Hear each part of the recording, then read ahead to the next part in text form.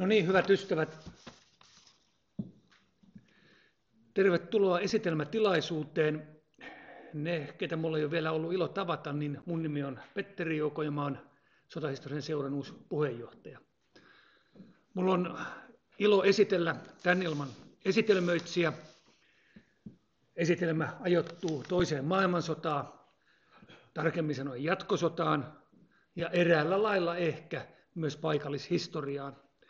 Esityksen aiheena nimittäin on saarijärveläiset jatkosodassa. Puhujana meillä on tänään reservin kapteeni Tero Tamminen Saarijärveltä.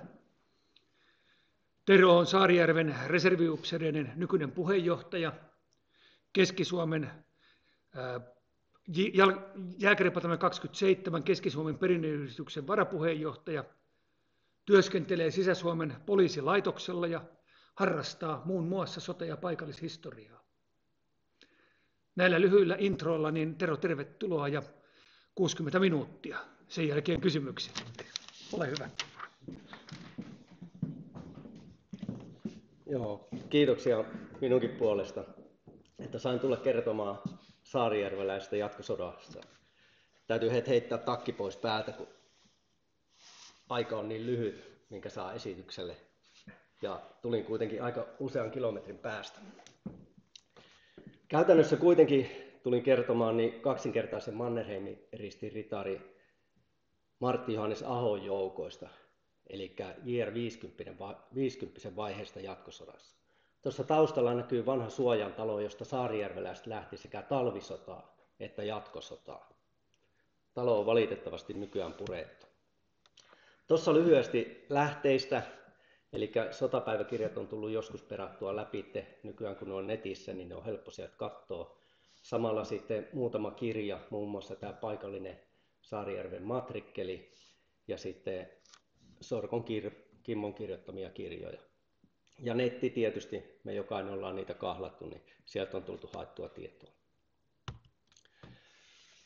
Tässä ensin tästä joukon kokoonpanosta, eli saarijärveläiset taisteli tuossa JR 50 ensimmäisessä pataljoonassa. Ja siinä oli myös pylkönmäkeläiset, jotka kuuluu nykyään Saarijärveen. Ja se oli niin 11 divisioona alla. Ja siihen kuului myös JR 8, eli tämä tuntemattoman sotilaan rykmentti. Ja nyt kun jokainen meistä on katsonut Tuntematonta sotilasta, niin itse katson sitä sillä silmällä, että siinä menisi vähän niin kuin JR 50. Eli samoja reittejä on kolottu, varsinkin tämä hyökkäysvaihe. Ja tuossa JR 50 oli 95% Keski-Suomen pohjoisimmista kunnista nämä taistelijat.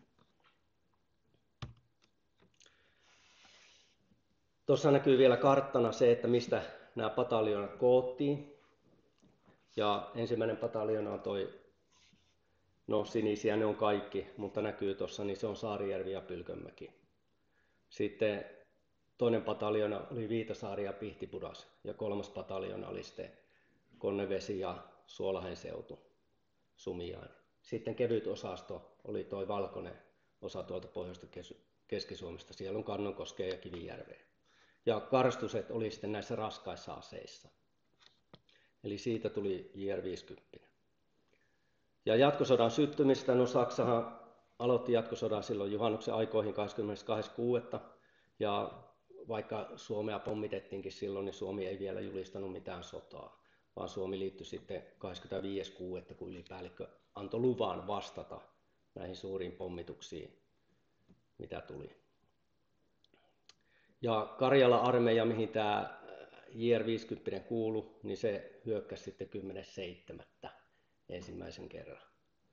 Ja JR 50 oli vuorossa sitten siitä 11 divisioonasta niin 12.7. Tässä lyhyesti sitten näistä keskityskuljetuksista aluksi. Eli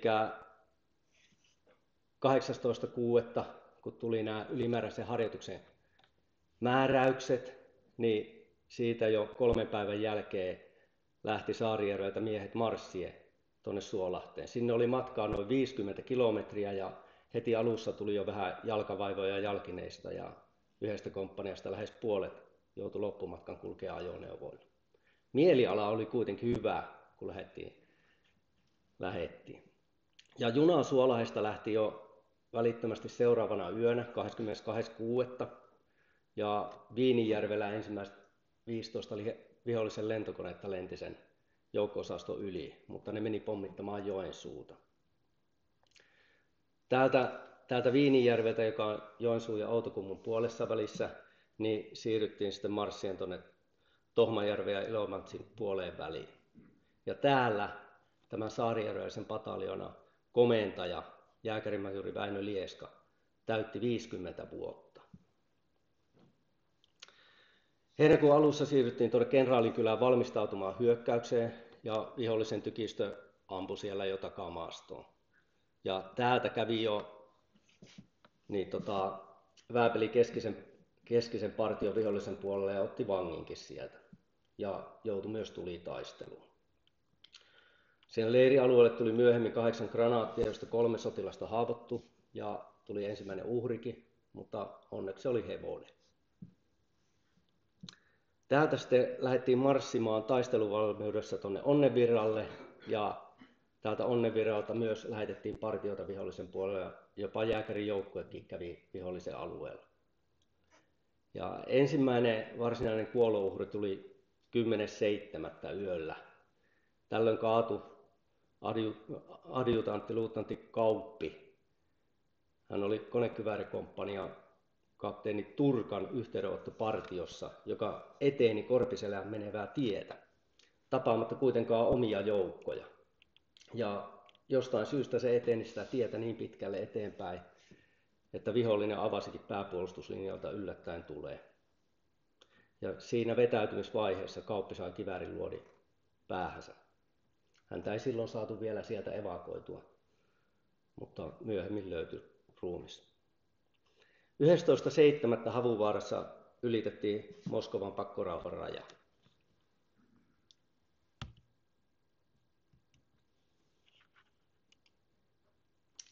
Tässä on kuva saarijärveläisestä pataljoonasta, kun on kuuntelemassa iltauutisia siellä Kenraalinkylällä. Ja tässä sitten sotilaat on siellä Onnenvirralla vielä pyykkäämässä. Ja seuraavassa kuvassa on sitten jo taistelun jälkiä. Mutta nämä ei ole kuitenkaan JR50 jäljiltä, vaan tämä kuva on Havuvaarasta ja siitä on mennyt joko tämä Autirykmentti eli JR8 tai sitten Susitaipaleen rykmentti JR29. Jomman kumman jälkiä tässä on. Tässä lyhyesti kartalla vielä kuva tuolla vasemmassa ylälaidassa näkyy, mitä on kertonut nyt, eli siirtyminen sinne rajan tuntumaan ja sitten eteneminen taistelun valmiudessa. Eli vielä ei oltu taisteluihin osallistuttu. Sitten lähdetään näihin itse taisteluihin, eli taistelut siitä rajalta Jänisjoelle asti, niin tulikaste oli 12.7. Ja se tapahtui silleen, että oli piti hyökätä Kiekuan kylän kautta tämmöiseen Laajan kylään. Ja jo etenemisen aikana joutui rykmenttini useaan otteeseen tykistökeskitykseen ja maasto oli erittäin haastavaa. Vihollisella oli konetuliaseita ja tykistöä paljon. Ja tavoitetta ei saavutettu. Eli tällöin vähän tämä tulikaste vähän niin kuin epäonnistui ja tästä alkoi tämän jääkärirykmentti 50 komentaja vähän niin kuin erottaminen. Eli siihen mennessä tätä jääkärirykmenttiä oli komentanut tämmöinen jääkäri-everstiluutnantti Nahi. Ja tämä Nahi oli tehnyt silleen, että sen komentopaikka oli kaukana näistä joukoista ja yhteydet katkeili. Ja ehkä osittain varmaan tämmöinen hyökkäyssotakin oli uusi juttu, kun talvisodassa oltiin jouduttu enemmänkin tämmöiseen puolustustaisteluun. Ja ehkä näistä syistä niin tämä tulikaste vähän meni huonosti. Tuossa kuvassa on vihollisen tekemää kivimurrostetta siellä Kiekuan kylässä 12.7. Tässä vielä tämmöinen karttakuva tästä Kiekuan ja Laaja ja Lehtomäen ja Soanlahden alueelta. Eli maastolle oli tyypillistä suuret korkeusvaihtelut äkkijyrkkinen rinteineen, ja tätä vihollinen käytti hyödykseen puolustuksessa. Ja oma epäsuoran tulen käyttöä vaikutti jalkaväetykistön yhteysongelmat. Sekä tietysti osittain myös tulen tarve muualla. Et muutkin kaipasivat sitä epäsuoraa tulta. Tuossa näkyy tuommoinen punainen piste, umpipiste, niin siinä on myös tämmöinen paikka, että kenttätykistörykmentti 4, niin ensimmäisen patteriston päällystö kaatui siinä 13.7.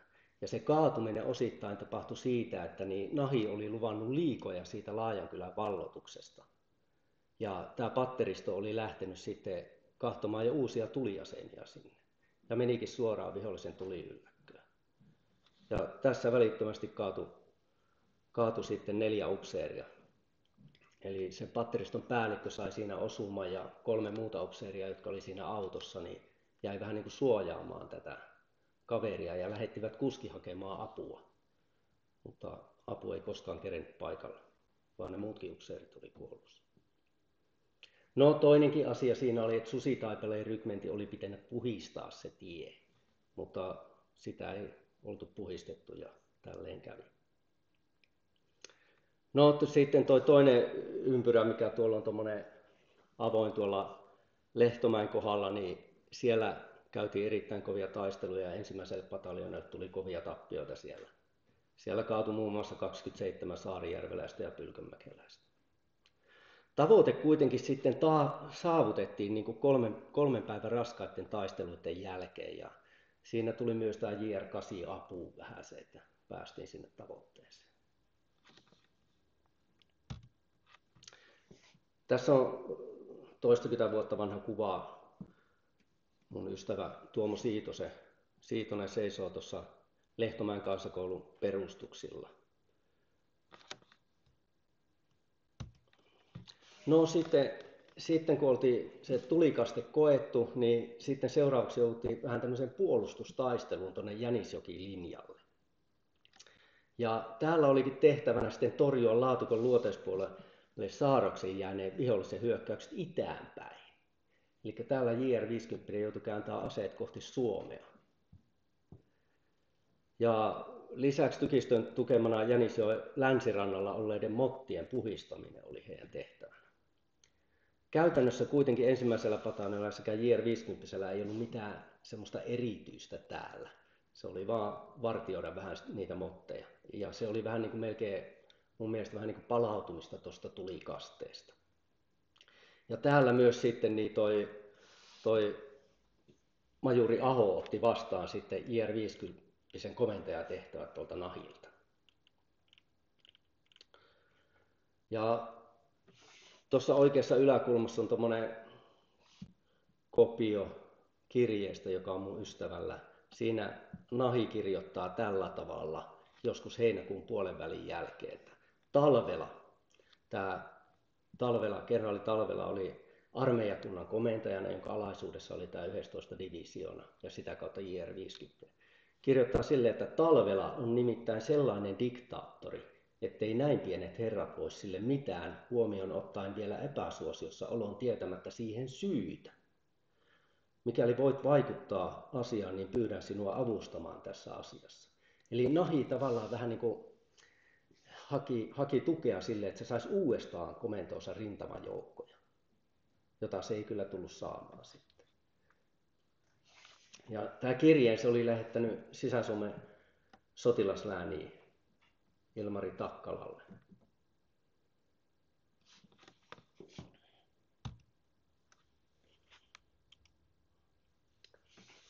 Tässä kartta tuosta, niin saatte kuvan siitä, että kun se ensimmäinen hyökkäys oli, mikä oli tulikaste tuolla, niin sen jälkeen siirryttiin tuon järven itäpuolelta tuonne Jänisjoki-linjalle, jossa sitten puolustauduttiin länteen päin. Ja piettiin 2 järven kannasta silleen, ettei sieltä venäläiset olisi päässyt omille puolille. Sitten siirtyminen kohti Tarton rajaa. Se tapahtui maantien marsseina ja siinä oli jonkin verran matkaa ja täällä sotapäiväkirjasta löysin semmoisen mielenkiintoisen tiedon, että 27.7. koottiin tästä JR50 niin tämmöinen sissiosastojouko. Eli sitä alkoi vetämään tämmöinen luutnantti Jouko Lumme ja 40 kaveria. Jokaista pataljonasta otettiin 10 heppua siihen ja sen tehtäväksi tuli katkaista Murmanskin rataa. Ja sinne radalle oli vielä matkaa semmoinen karkeasti 150 kilometriä. Se kuljetettiin kuorma-autoissa tämän kapteeni Kuismasen luokse ja ilmeisesti siellä sai tarkemmat tehtävät sitten siitä. Ja sen verran löytyi sieltä vielä, että nämä onnistu. Ne katkaisi sen Murmanskin radaa ja suisti raskaasti kuormatun tavaravaunun siitä radalta. Ja asetti siellä 9 aikamiinaa sinne radalle. Ja paluumatkalla sitten niin tuhosivat kuorma-auton ja 10 vihollista. Polttivat jonkun puusillan ja räjäyttelivät puhelintolppia. Ja ei yhtään omaa tappiota tullut. Se oli mielenkiintoista lukea ja olisi varmaan mielenkiintoista nähdä, mitä Kuismanenkin siitä on saanut raporttia sitten. No toinen tämmöinen pieni tapahtuma oli, että 29.7. niin oli ankara ukoilma, jolloin Salama iski ensimmäisen komppanian teltan Kaminan torvea pitkin surmaten yhden sotamiehen. Ja 3 sotamiestä jouduttiin elvyttämään tekohengityksellä. Se lukee oikein siellä sotapäiväkirjassa tekohengityksellä. Muuten elokuun alussa oli tietöitä lepoa ja oppitunteja ja asehuoltoa ja aseen käsittelyä. Se tapahtui täällä Hyrsylän mutka alapuolella, eli siellä käytännössä itse ajattelin, että Aho vähän treenautti tätä porukkaa ja mietti, että miten tästä lähdetään, kun se oli juuri saanut sen rykmentin komentoonsa. Siellä jaettiin kunniamerkkejäkin, Lieska jakoi 10 ensimmäisen luokan vapausmitallia ja 31 toisen luokan vapausmitallia. Päällystölle esitettiin liekeheittimen käyttöä ja syöksyveneen käyttöä. Tuossa kuvassa on saksalainen upseeri ja hänen oppaansa rajalinjalla. Tämä ei liity JR50, laitoin vaan sen kuvan tuohon, kun näkyy se rajalinja, mistä mentiin yli. Toisessa on sitten JR50 miehiä tuolla Suistamon raunioiden vierellä. No, kun oli reenattu siellä vähän ja sitten piti alkaa taas taistelemaan, niin taistelut siitä Hyrsylän mutkasta, niin Aho antoi 3-sivuisen hyökkäyskäskyn 18.8. Eli yli kuukausi siitä edellisestä hyökkäysvaiheesta. Eli jatkosodassa, kun lähdettiin hyökkäämään, niin koko rykmentti oli kuukauden niin kuin hyökkäämättä. Ja se hyökkäys lähti, termi oli semmoinen kuin rokotus alkaa. Mentiin valmiusasemiin, kunnon tykistökeskus ja hyökkäys lähti sitten Saarijärveläisen jääkärijohtaja Vänrikki Hytösen johdolla ja ylitti ensimmäisen Suojoen padon ja Ingnoilla vallattiin ja ajo alkoi siitä venäläisten takaa, kunnes kohdattiin sitten jossain vaiheessa voimakasta vastustusta. Ja uudestaan hyökkäys sitten lähti seuraavana aamuna ja tykistön tukemana hyökättiin Hautavaaraa, joka vallattiin ja sieltä saatiin runsaasti sotasaalista. 2 hyökkäysvaunua ihan ehjänä ja panssariautoa ja täytelastattuja kuorma-autoja ja useita kymmeniä muita ajoneuvoja, kenttäkeittiötä sun muuta. Ja tämä hyökkäys oli vähän niin kuin se Jänisjoki-linjaakin juttu. Tämä hyökkäys tapahtui Suomea kohti. Eli oltiin koukattu sinne Hyrsylän mutkaan ja sieltä lähdettiinkin hyökkäämään vähän niin kuin Suomea kohti, eli venäläisten selustaa. Tuossa kuvassa tuon panssarivaunun vieressä on erittäin pitkä kaveri ja hän on tämmöinen kuin alikersantti Antti Väinö Sokka, Mannerheimin ristin ritaari. Ja hän ansioitui täällä Suvilahden taisteluissa justiinsa muun muassa ja tuhosi lukuisia hyökkäysvaunuja. Toinen JR50 Mannerheimin ristin ritaari on Emil Pasane ja hänkin oli täällä Suvilahden taistelussa, tuhosi kymmenittäin vihollisia konepistoolilla.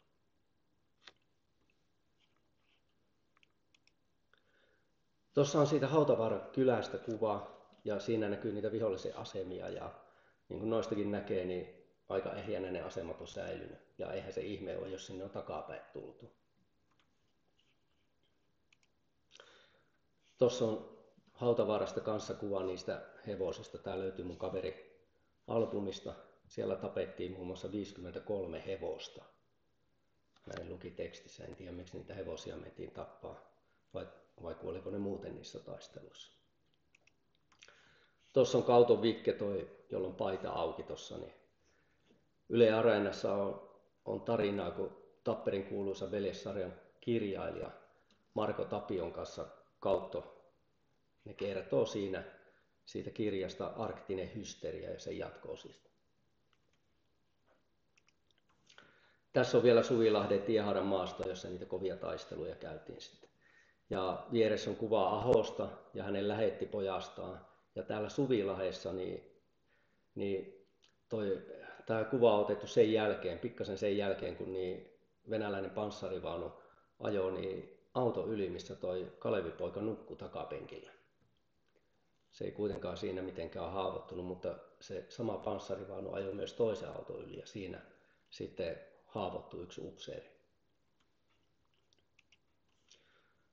Tässä kuvaa Suvilahdessa, eli sinne Suvilahteen, kun hyökättiin takaisin niin kuin Suomea kohti, niin se tapahtui sen takia, että siellä vapautettiin tämä saksalainen 163. divisioona etenemään. Eli ne oli jäänyt jumiin sinne. Ja tämä JR-50 annettiin käsky vähän niin kuin, että helpottaa heidän sotatietään siinä. Tässä on taas kuva sähkösanomasta 21.8. Eli kyllä niin armeijassa kiitostakin osataan antaa, kun välittömästi näiden hyökkäysten jälkeen niin Karjalan armeijan komentaja kenraaliluutnantti Erik Heinrichs on lähettänyt tämmöisen kiitossähkeen, jossa ei jäänyt huomaamatta noin JR-50 hyvät suoritukset. Ja erityisesti Aho on mainittu tässä. Liekö tässä vähän taustaa sille, miksi Aho sai sen Mannerheimin ristiritar? Tai sen ensimmäisen. Hänhän on yksi niistä 4, jotka on saanut 2 kertaa Mannerheimin ristiritar. Ja ehkä tuntemattomin niistä. Tässä on sitten kuvaa näiden taistelujen jälkeen, eli JR-50 siirrettiin heti näiden Suvilahden taistelujen jälkeen takaisin Hautavaaraan ja siitä sitten pitkälle Kaakkoon-Veskelykseen. Ja nyt marssi tapahtuikin autokuljetuksina sekä osittain polkupyörillä. Ja tuo kuva on sieltä majoitusalueelta Veskelyksestä. Tässä taas vähän polkupyöräjoukoista kuvaa. Tuossa on nyt ympyrässä se, mikä käytiin nyt läpi. Eli siellä oli ensin siirtymistä ja sitten mentiin vähän taisteluvalmiudessa ja tommonen pätkä edettiin ennen kuin alettiin taas sitten hyökkäämään. Ja tuossa näkyy myös kuvassa se, että miten hyökättiinkin kohti Suomea.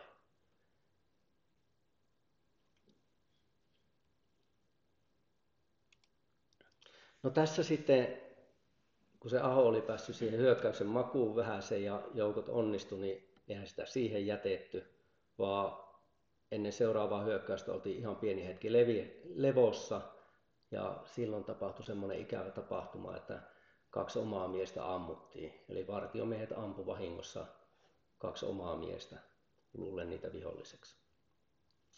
Ja kun tuolla lähdettiin sitten hyökkäämään, siinä näkyykin, että 3 päivänä on hyökätty, niin vihollista ensin harhautettiin jättämällä semmoinen pohjoinen kannas rauhaa, eli siellä ei liikuttu juuri ollenkaan, mutta sitten sinne tehtiinkin voimakas ja onnistunut läpimurtohyökkäys, josta käytännössä alkoi sitten taka-ajo kohti tuota Petroskoita.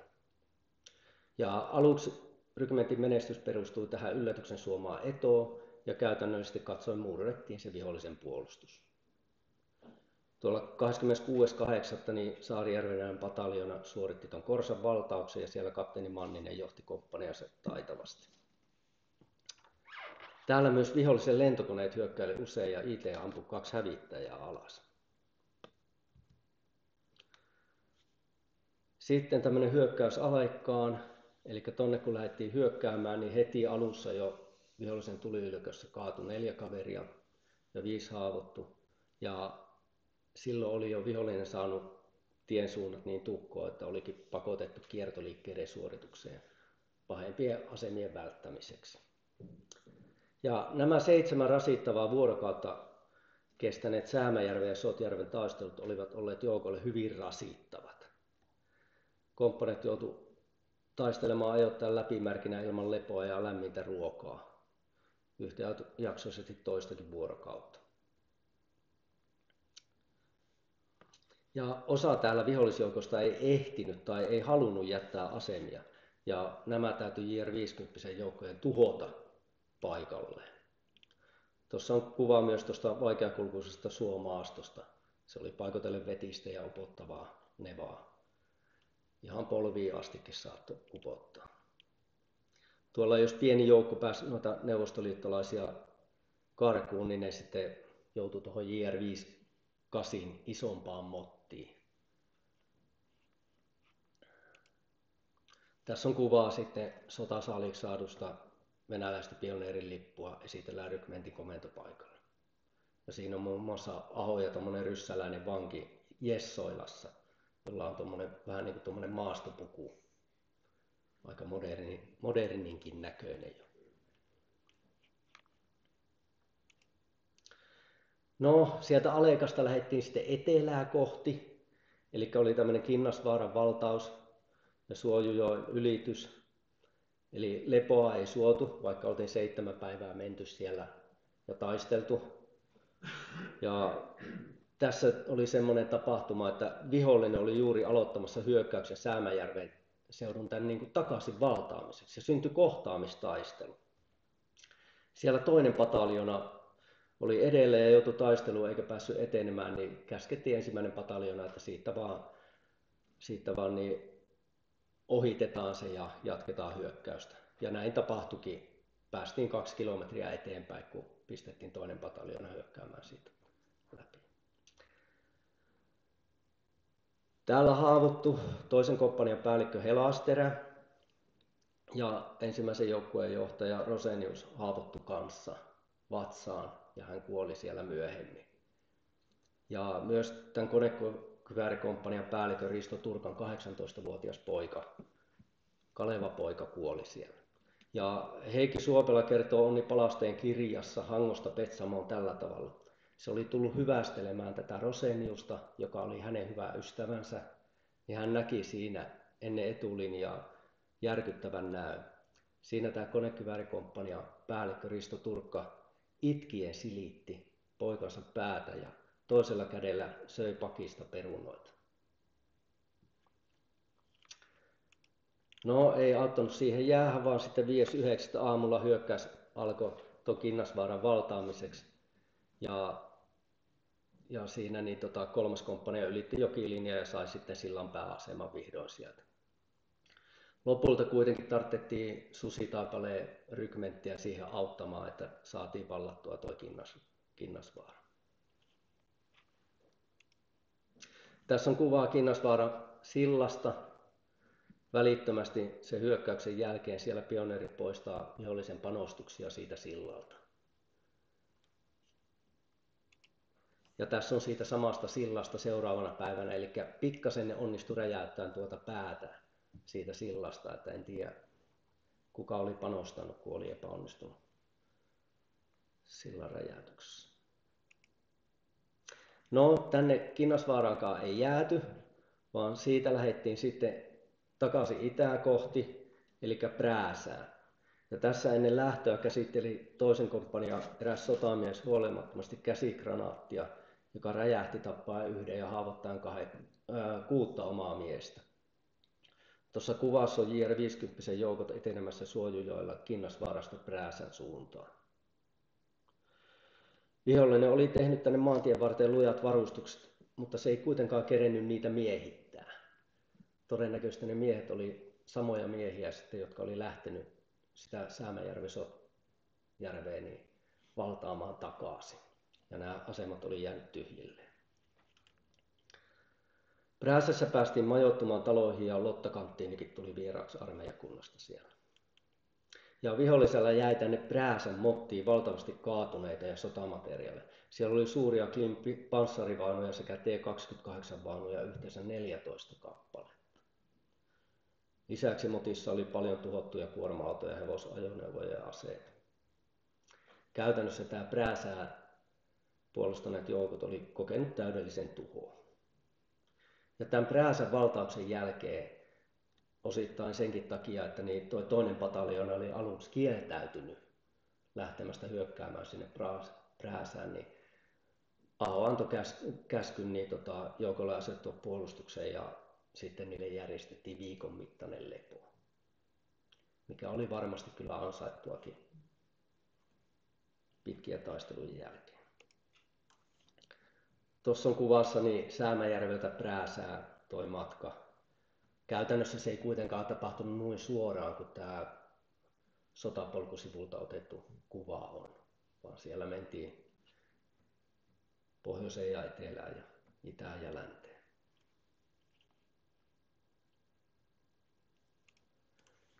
Tämän jälkeen oli vuorossa tämmöinen matroosan linnakkeen valtaus. Ja 7 päivän levon jälkeen, kun jatkettiin hyökkäystä, niin ei keretty kuin 3 kilometriä ennen kuin vastusta tuli. Ja kartat ei täällä pitänyt enää läheskään paikkaansa. Ja kun nuo tien suunnassa edenneet joukot ei saavuttanut matrossaa, niin JR 50 vuorostaan koukkasi sinne. Ja koko kylä olisi saattanut jäädä valtamatta, mikäli rykmentti ei olisi iskenyt kovaa tähän puolustukseen sivusta ja takaa. Tässä on kuva sieltä linnakkeesta, eli siellä oli kunnon juoksuhaudat tehty. Ja näiden taistelujen tauottua, kun kylässä laskettiin niitä, niin niitä oli 949 erillistä pesäkettä ja 39 konekiväärin ampuma-aukkoa. Sekä sitten vielä lisäksi erittäin mittava taisteluhautojen verkosto. Tässä on pioneerien piirtämä kartta siitä matroosasta. Ja sotapäiväkirjoista löytyy myös tämmöinen kartta, miten niitä juoksuautoja oli tehty sinne. Ja samoin konekiväärikorsun ampuma-aukoista oli mitattu ihan tarkkaan nuo jutut. Matroosan jälkeen jatkettiin taas taistelua ja oli tämmöinen Poloviina puoliväli, eli tämä on niin kuin Prääsästä Petroskoihin puoliväli. Ja täällä Ryssä yritti jopa saarrostustakin, erehtyen kuitenkin suomalaisten lukumäärästä.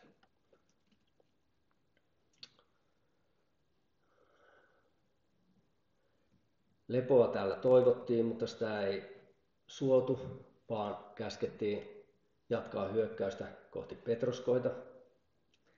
Täällä puolivälissä kuitenkin ensimmäisen pataljonan komentaja Lieska pääsi lähtemään 14 vuorokauden lomalle. Miehiä ei vielä päästetty, mutta pataljonakomentaja päästettiin. Vallattiin Vilka ja täällä rykmenttiä jouduttiin tukemaan jo runsaalla tykistön tulella, koska joukot oli jatkuvien taistelujen uuputtuneita. Etenemistä haittasi myös runsaat sulutteet ja murrosteet. Ja sitkeä vastarinta kuitenkin murrettiin. Aamulla vihollisen pääjoukot oli vetäytynyt sieltä ja viivytysosasto tuhoamisen jälkeen kylää vallattiin. Tässä kuvassa on JR 50 upseereita yhteiskuvassa. Vihdoin saavutettiin sitten Suolusmäki, josta jo nähtiin nämä Petroskoi liekit. Eli kun muut oli kuitenkin kerennyt sinne aikaisemmin kuin JR 50 tai JR 8, joka tuntemattomassa sotilaassakin sanoi, että me tänne se tie raivattiin, vaikkei kerettykään. Niin kyllähän sinne Petroskoihin varmaan melkoinen kilpajuoksu käytiin. Siinä on kuvassa kaupunkimaisemaa tuolta Äänislinnasta. Ja niin kuin nähdään, niin silloin kun Aho lähti hyökkäämään, niin se oli melkein tätä hyökkäystä koko ajan. Ja Petroskoi on tuossa ympyrässä ja sen Petroskoin jälkeen vielä niin JR 50 sai tehtäväksi puhdistaa niemen tuolta Äänislinnan pohjoispuolelta. Se ei kummonen tehtävä enää ollut, sieltä tuli jonkin verran vankeja. Ja tuonne Suisaaren miehittämiseen päättyi JR 50 hyökkäysvaihe tässä jatkosodassa.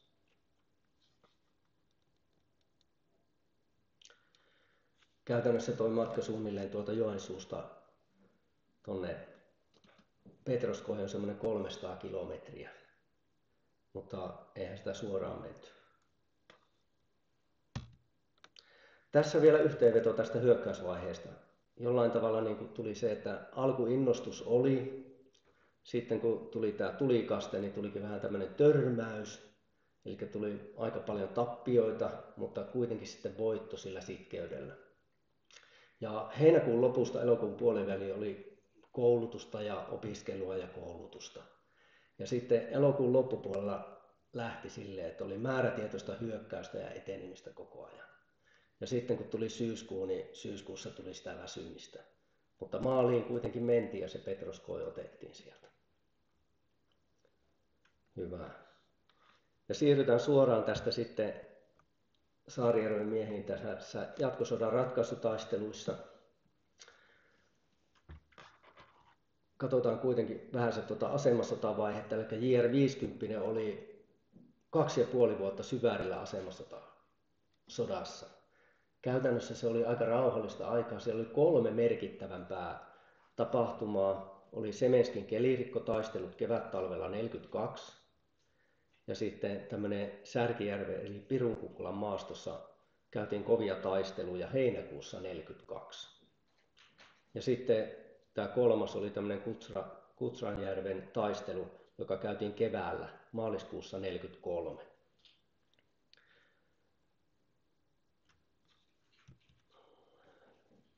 Tuossa vielä punaisella ympyrällä toi, missä JR 50 varsinaisesti sitten oleskeli sen 2 vuotta asemasodassa.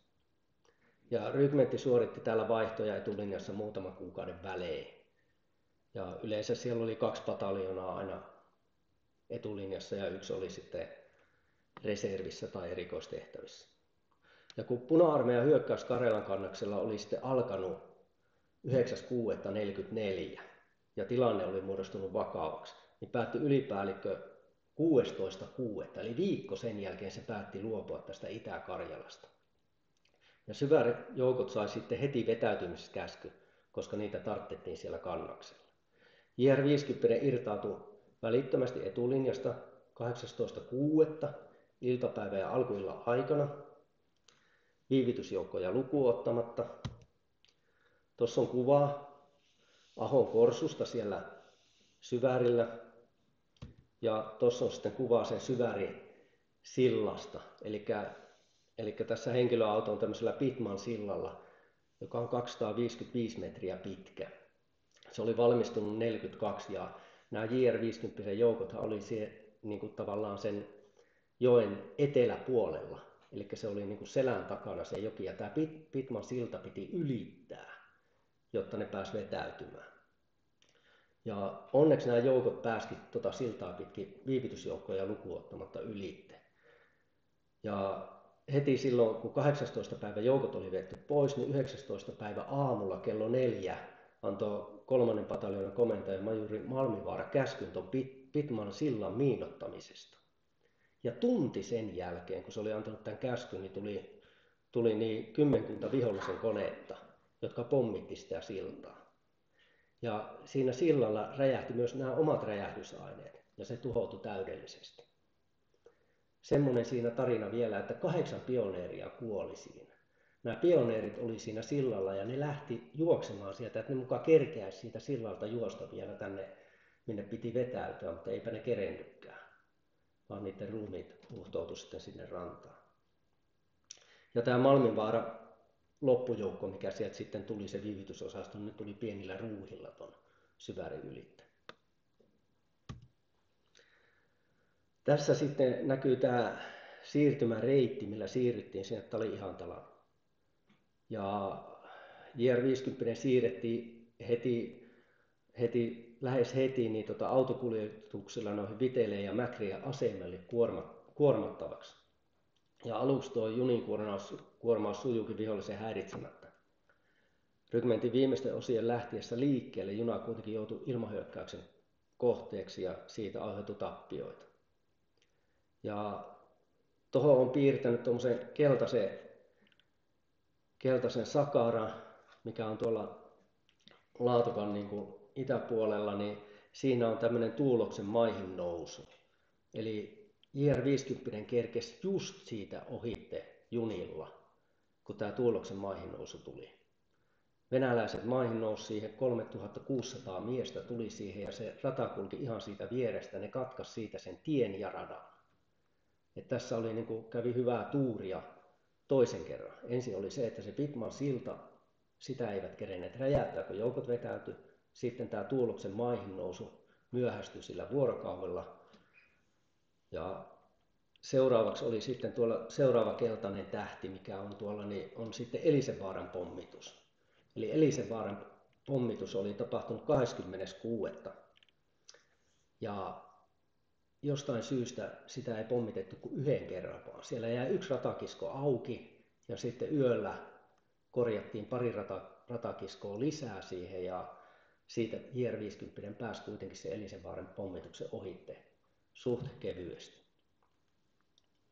Kolmas keltainen tähti on sitten Simolan pommitus, eli samoihin aikoihin 19. ja 20. päivä niin Neuvostoliitto pommitti 2 peräkkäisenä päivinä 3 kertaa tuota Simola risteysasemaa. Se oli Etelä-Suomen suurin risteysasema. Siellä tuli noin 150 kuollutta ja pelkästään yhteen kellariin, kun osui täysosuma, niin oli 43 siviiliä.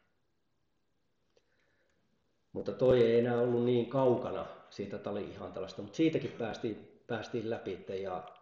Ja Vainikkalaan saapui 24.6. JR50, kaikki joukot oli siellä. Eli käytännössä, kun miettii tuon reitin, niin 18.6. saatiin vetäytymiskäsky, niin 24.6. oltiin jo tuolla lähellä Viipuria. Ja kun ajatellaan rykmentin kokoista joukkoakin, siellä varmasti liikkuu muitakin joukkoja, niin se ei ihan yhteen junaankaan mahtunut. Että toi on ollut aika hyvä suoritus ja siinä on ollut muutaman kerran ihan tuuria, että se rykmentti on sinne saatu. No tässä sitten on kuva JR50, kun se ryhmittyi heti marssien sinne Tali-Ihantalaan ja se otti pääpuolustuslinjan tuommoiseen suokkaan eteläpuolisen Kukkulan, Saarelan kartanon ja Konkkalan vuoren etelärinteen. Leitimojärven aukeiden luoteisreuna oli siinä niin kuin rajana. Ja rykmentti vaihtoi täällä rintamavastuussa alueella taistelee jääkäriprikaatien joukkojen kanssa. Eli siihen asti siellä oli jääkäriprikaati pitänyt puoliaan. Ja ensimmäinen pataljoona, nämä saarijärveläiset, tai oikeastaan tässä vaiheessa ne ei ollut enää saarijärveläisiä, koska kun oli toi jatkosodan hyökkäysvaihe mennyt, niin sen jälkeen joukkoja ryhmitettiin uudestaan ja sinne tuli uusia ihmisiä ja silloin ei ollut enää niin periaatteessa ihan enää saarijärveläispataljoona, vaan niitä hajautettiin useisiin joukko-osastoihin. Mutta kuitenkin se toimi reservinä tuolla taempana sitten se ensimmäinen pataljoona ja tämä ensimmäinen pataljoona osallistui sitten tämän jääkäriprikaati mukana isompiin sotatoimiin. Eli siellä oli venäläisten niin tämmöinen armeijakunta tehnyt semmoisen läpimurron tuossa tästä kartasta katsottuna tuolla oikealla puolella. Ja ÖS suunnitteli, että se pussitetaan sinne. Koko armeijakunta, siellä oli 4 divisioonaa. Ja sitä yritettiin pussittaa sinne ja tuo ensimmäinen pataljona hyökkäsi täältä puolelta jääkäriprikaatin joukkojen kanssa ja tuolta idän puolelta sieltä hyökkäsi semmoinen rajajääkäripataljona 2 ja ne yritti pussittaa. Se jäi pienestä kiinni, kilometri tai 500 metriä, että ne olisi saanut mutitettua sen joukon.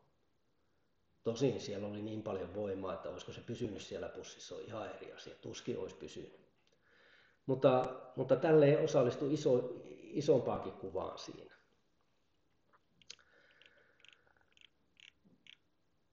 Hyvä. Tässä on sitten näiden 2 muun pataljona taistelussa tuossa Kärstilänjärveltä kuvaa. Eli Portinhoikan risteys on tuolla yläällä. Ja jokainen meistä on katsonut tämän Lindmanin elokuva, mikä se oli? Etulinja edessä. Siinähän näistä saarijärveläistä on muun muassa Malmivaarasta, kun Malmivaara oli nuorin majuri, 27-vuotiaana sai rykmentin komentajuuden hetkeksi. niin oli muun muassa siinä etulinjan edessä oli näissä. Eli kyllä saarijärveläiset ja JR 50 on ollut kovassa paikassa, kun se on silloin taistellut. No en nosta taistelun vaiheista alas sen enempää. Se on ollut erittäin sekaavaa tuossa maastossa. Siellä on vetäydytty ja hyökätty ja tälleen.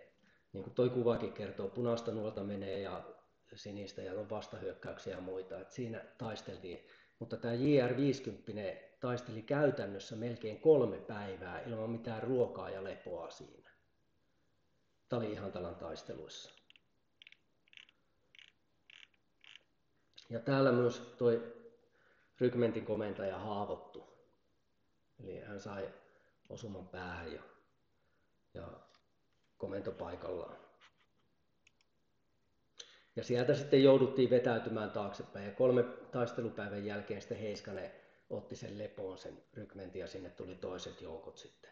Ja tällöin se oli käytännössä torjuttukin se Tali-Ihantala taistelu tavallaan, että siitä eteenpäin venäläisetkään ei enää uskonut ja ne lähti vetäytymään tai vetivät omia joukkojaan sinne Saksan rintamalle sieltä.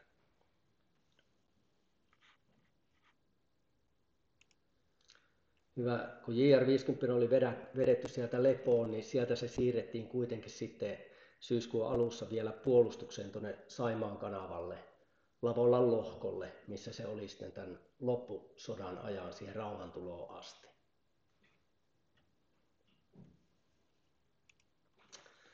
Tämmöisiä huomioita tästä ratkaisutaistelujen asemasta vaiheesta, että vetäytyminen sieltä syväreiltä sujui loistavasti. Sehän oli oikeastaan hyvällä tuurillakin vähäsen ja oli loistavasti organisoitu. Ja siirtyminen tuonne Portinhoikkaan oli nopeaa. Ja kun sinne mentiin, niin sinne mentiin suoraan syvään päähän. Eli jo ryhmitysvaiheessa siellä tuli tulta niskaan koko ajan. Ja pitkä matka ja matkustus ja paljon marssia vei varmasti sitä taistelukykyä. Ja ruoka ja lepo ei ollut mahdollista 3 päivän taistelujen aikaa juuri ollenkaan. Ja tässä oli vähän semmoinen kuin pitkä asemasota vastaan todellinen lihamylly, mihin jouduttiin. Mutta hienosti siitä selvittiin, kun Suomi säilyi itsenäisenä. Tässä tämä esitys saarijärveläistä jatkosodassa. Kiitos.